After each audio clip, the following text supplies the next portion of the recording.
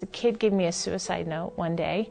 In the suicide note, he told me that the pressures about his sexuality had just become too great. He did not identify as gay, but everybody identified him as gay.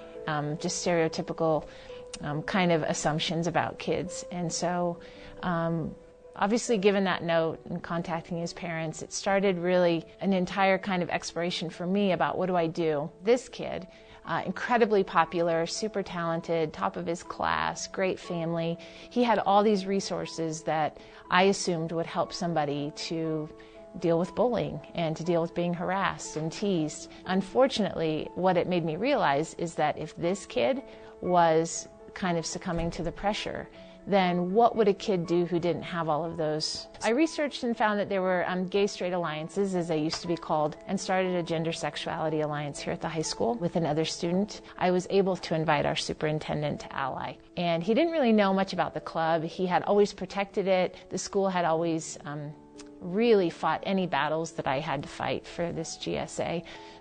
But he had never really seen the club, and so he came in one day, and I don't know what he thought he was going to walk into, but in our little school of, at the time, about maybe 1,000, 1,100 kids, we had 85 kids in this room with staff, and he got about 3 steps in the door and saw the group and turned around and looked at me, and he squeezed my hand, and he had tears in his eyes, and he said, "I had no idea this is what you had been doing all these years." And he said, "This is really, really wonderful." It still chokes me up.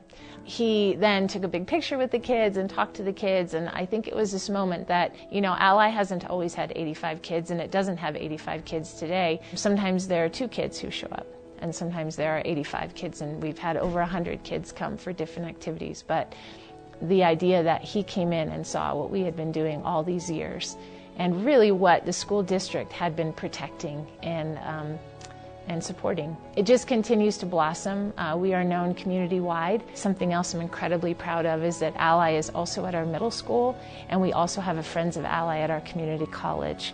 So now our kids have a thread. Teachers throughout the district, from elementary all the way through the community college, they wear Ally t-shirts every week. We have safe school signs all over the community in all of our schools.